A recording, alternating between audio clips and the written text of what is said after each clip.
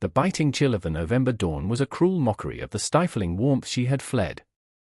Elara Vance, her name a whisper she barely recognized as her own, pressed herself deeper into the shadowed archway of the imposing Greyston Station, the city's sustained cathedral to relentless commerce. Behind her lay the gilded cage of the Vance townhouse, its oppressive luxury a suffocating shroud she had torn herself from only hours before. The scent of her mother's expensive, cloying perfume still seemed to cling to her, a phantom reminder of the life prescribed for her, culminating in a marriage to a man whose touch made her skin crawl, a union designed to merge fortunes, not hearts. Her escape was a desperate, ragged prayer, each beat of her heart a frantic drum against the encroaching silence of discovery. If they found her, if her father's men dragged her back, the pretense of choice would be stripped away entirely, leaving only the cold steel of their will. A tremor ran through her, not just from the damp cold that seeped through her too-thin cloak, but from the raw, exposed nerve of her terror. The city's awakening rumbled around her, the clatter of milk carts, the distant clang of a streetcar, the hollow echo of early footsteps on flagstones, each sound a potential harbinger of her undoing. She clutched the worn carpet bag to her chest, its meager contents the sum total of her rebellion. Inside, amongst a few hastily gathered clothes and a dwindling stash of hoarded pin money, lay the letter, creased and reread countless times, its promise of a new life under a vast western sky her only compass. A train whistle shrieked in the distance, a mournful, beckoning cry. It was time. The despair that had been her constant companion for months still gnawed, but now, it was edged with a desperate, fragile hope, as brittle and beautiful as a shard of ice in the morning light. The relentless clack-clack-clack of the train wheels against the iron rails became the rhythm of Elara's days and nights, a monotonous lullaby that failed to soothe the turmoil within. She watched the manicured estates of the east recede, replaced by rolling hills, then sprawling farmlands, and finally, by a landscape that grew increasingly stark and untamed.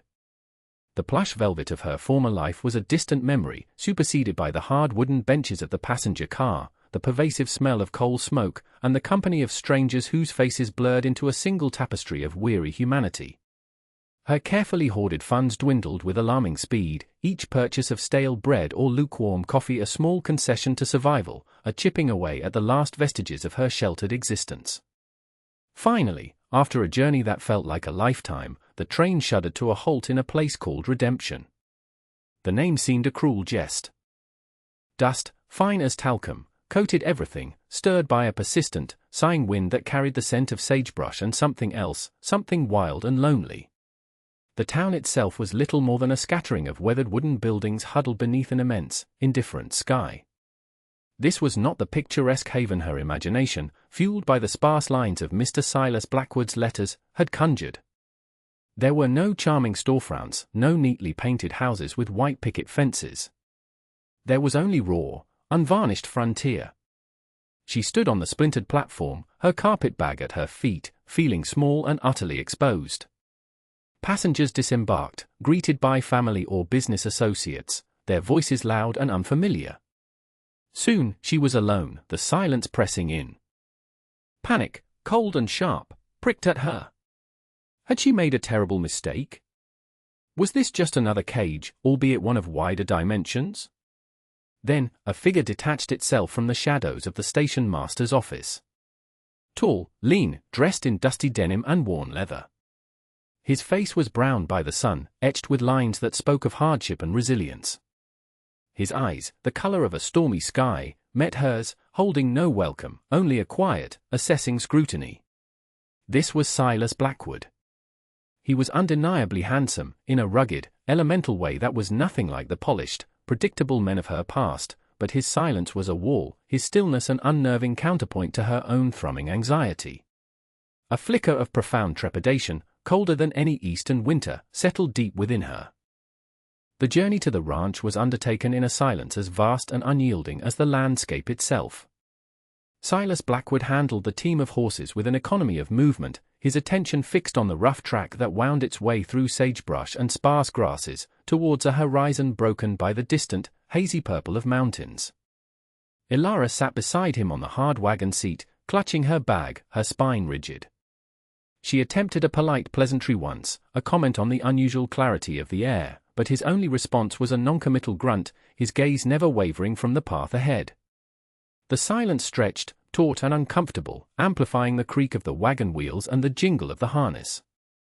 The sun beat down, and the wind, which had seemed merely persistent in town, now felt like a relentless, scouring force, tugging at her bonnet and whipping strands of hair across her face. She had imagined a ranch, perhaps with a sprawling, comfortable house, green pastures, the gentle lowing of cattle.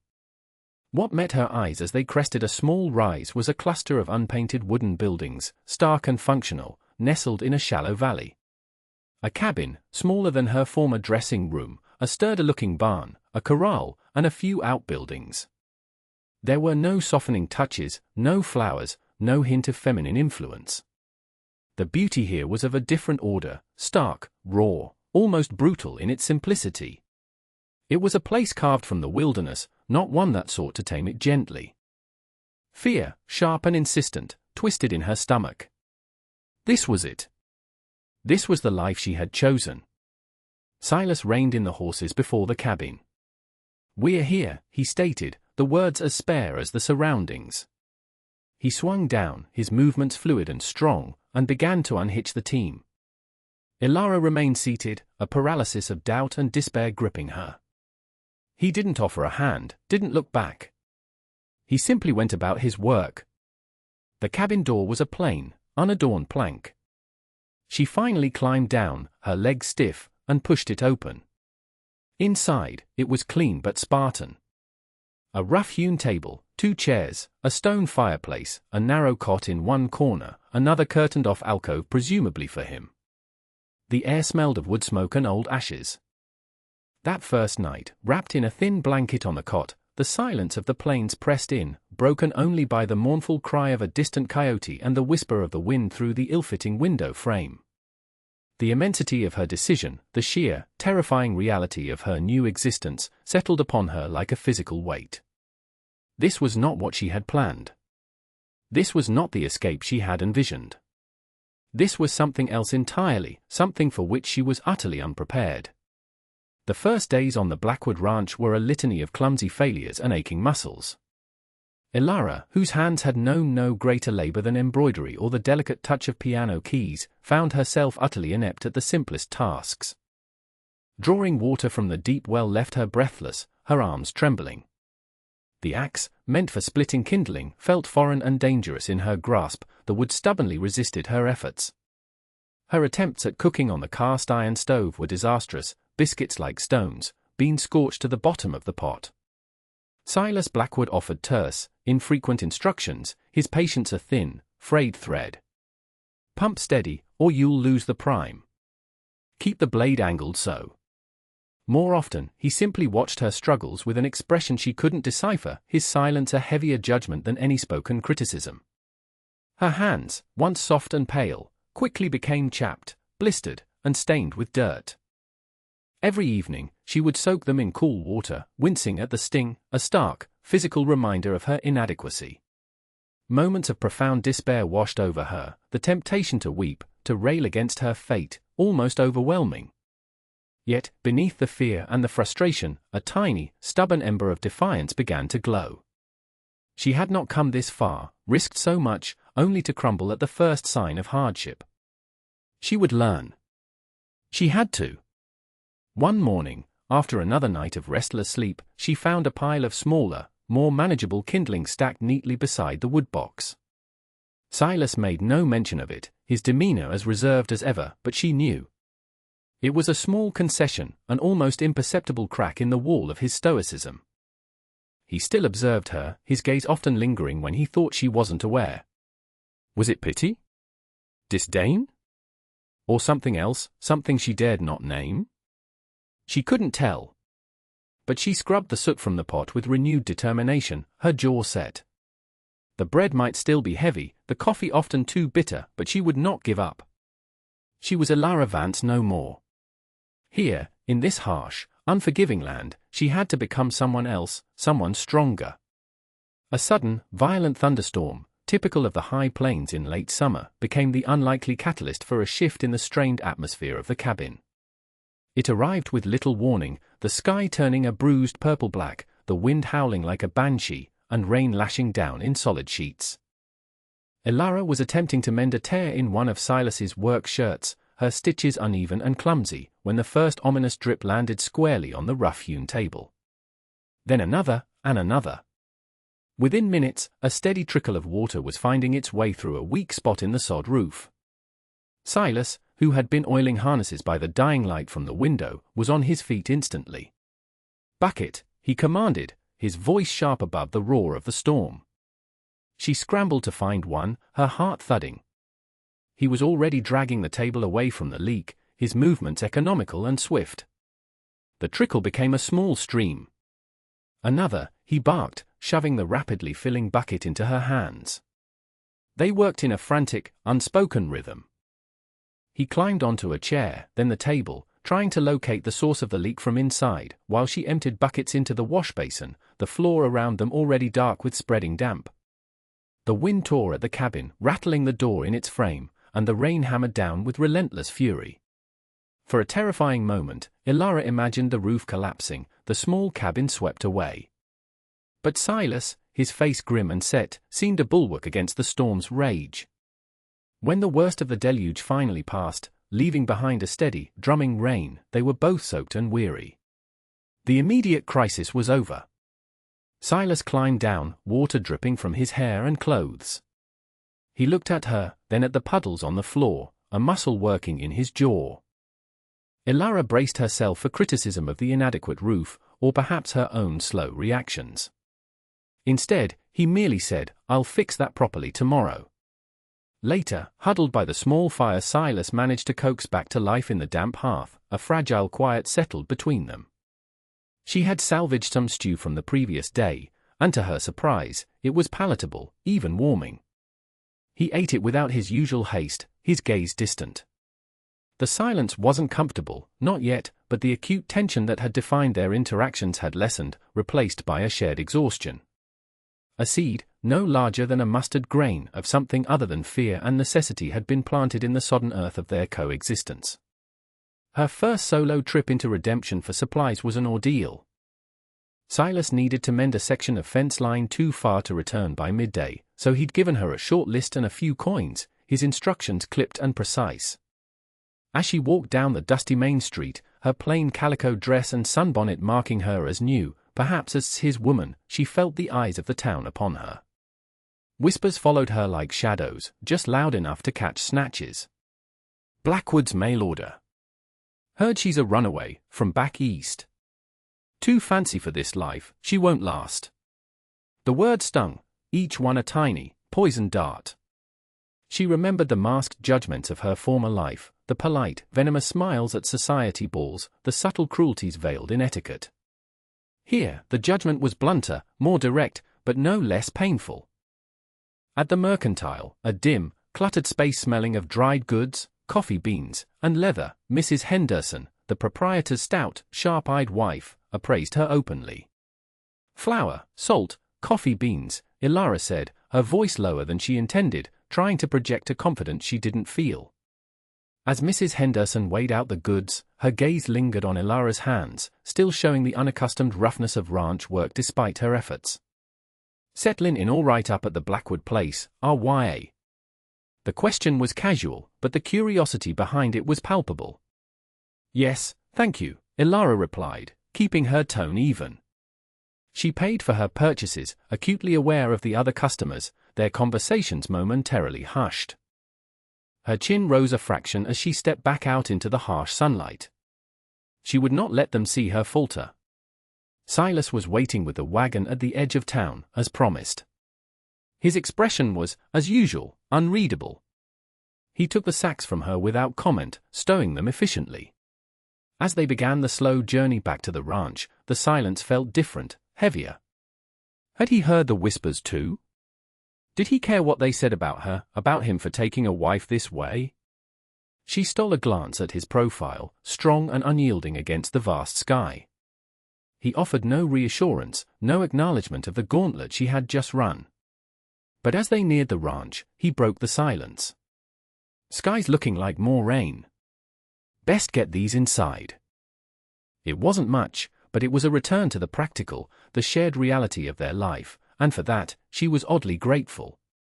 The fragile piece of their isolated existence was shattered by a piece of folded newsprint, months old, used to wrap a small parcel Silas had collected from the stage office.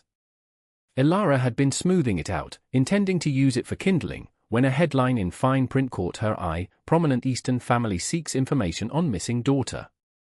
Her blood ran cold. Below it, a delicately etched likeness, unmistakably her own, stared back from the page, above a description of Miss Elara Vance, a young lady of quality and refinement, last seen.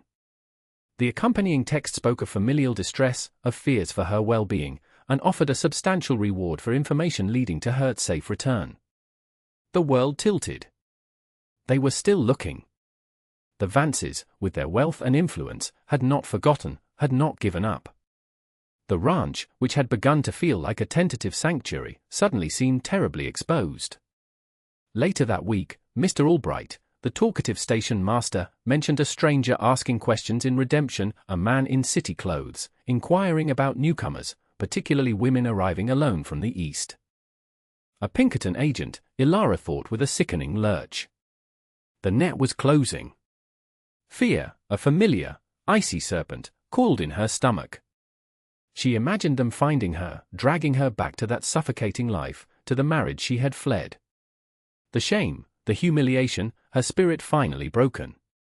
For days, she lived in a torment of indecision. Should she run again? But where could she possibly go now, with no money and nowhere to hide? The thought of leaving the ranch, leaving Silas, surprisingly, brought a pang of a different kind of pain. One evening, as the shadows lengthened and the coyotes began their mournful chorus, she could bear it no longer. Silas was mending a bridle by the fading light near the cabin door. "Mr. Blackwood?" "Silas," she began, her voice trembling, "there is something I must tell you." He looked up, his gaze steady, waiting. Haltingly, shamefully, she told him a stark, edited version of her flight, the unwanted marriage, the suffocating expectations, her desperate need to escape. She did not embellish, did not plead for sympathy. She simply laid out the bare, ugly facts, ending with, "They are looking for me. They will try to force me back." He listened without interruption, his expression unchanging, his eyes fixed on the distant, purpled mountains. When she finished, the silence stretched, heavy and fraught. She waited for his judgment, his dismissal. Finally, he turned his gaze back to her, his eyes dark and thoughtful. "This is your home now, Elara," he said, his voice low and certain. "If you choose it to be." The arrival of Mr. Gryce, the Pinkerton agent, was not unexpected, yet Elara's heart hammered against her ribs as she saw the unfamiliar horse and rider approaching the cabin. Silas had gone to check on a newborn calf in the far pasture. She was alone.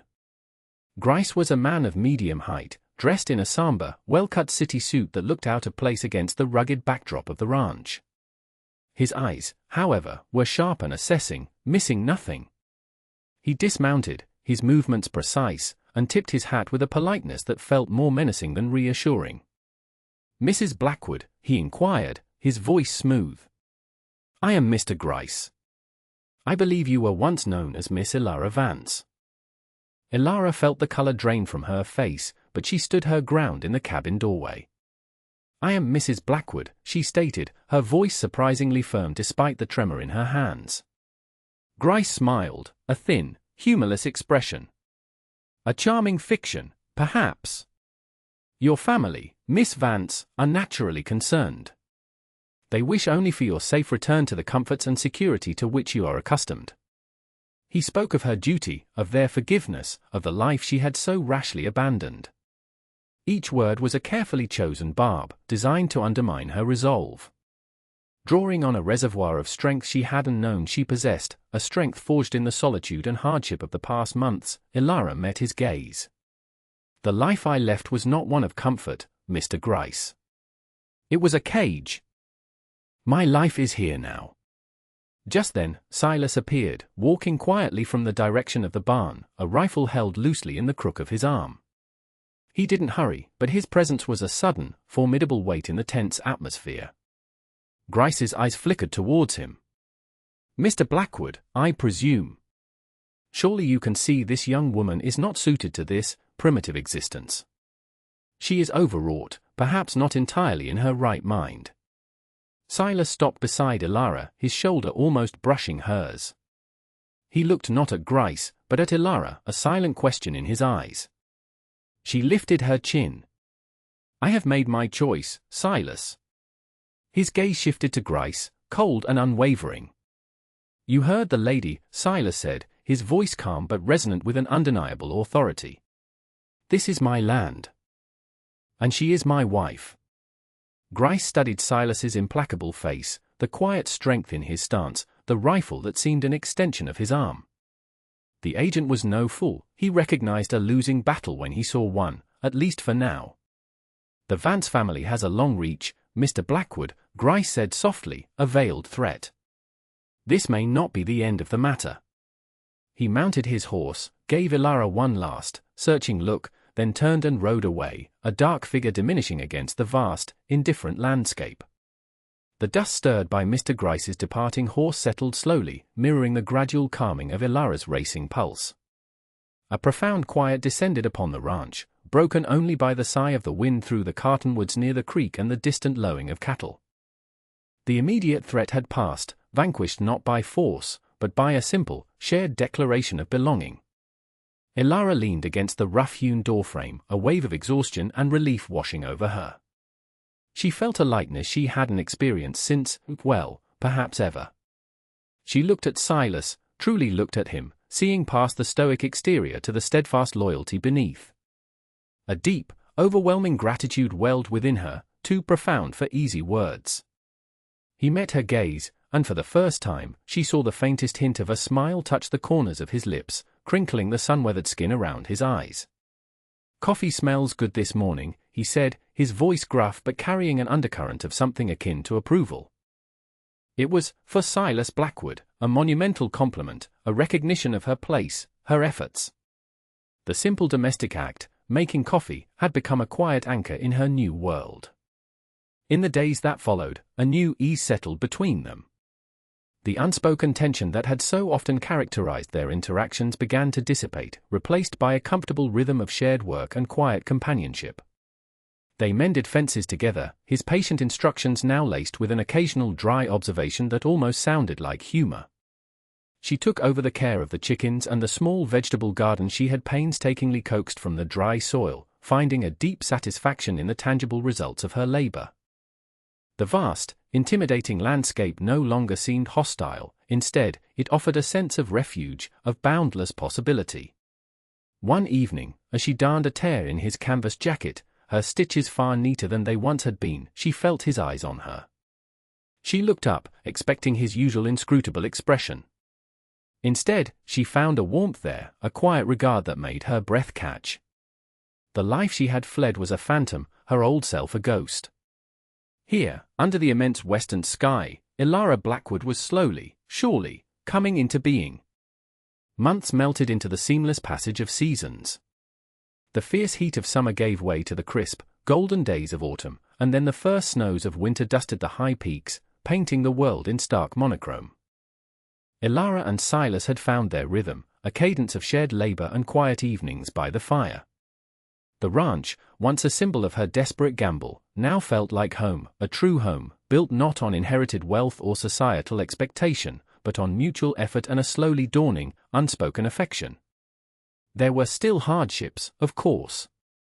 A harsh blizzard that marooned them for days, the constant worry of predators threatening the small herd, the ever-present demands of a life wrested from an unforgiving land.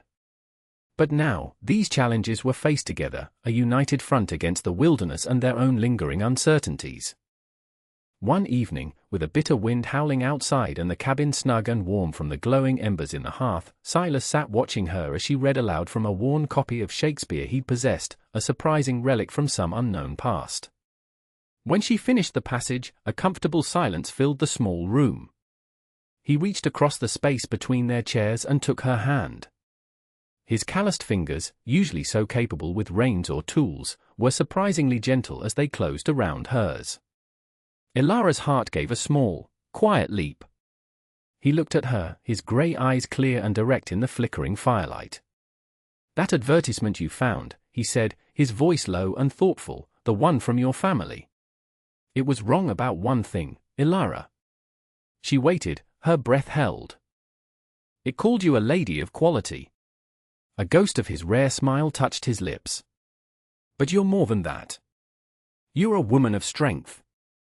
Her eyes welled, not with sorrow, but with a profound, quiet joy. She leaned her head against his sturdy shoulder, feeling the steady beat of his heart, a rhythm that had become as familiar and reassuring as the turning of the seasons. The opulent, stifling world she had fled was now little more than a distant, faded memory. This unexpected, challenging, often difficult life, shared with this quiet, steadfast man, was her own. It hadn't been the life she'd meticulously planned in her desperate escape, but as the snow fell softly outside, blanketing the ranch in peaceful silence, Ilara knew, with a certainty that settled deep in her bones, that it was her salvation,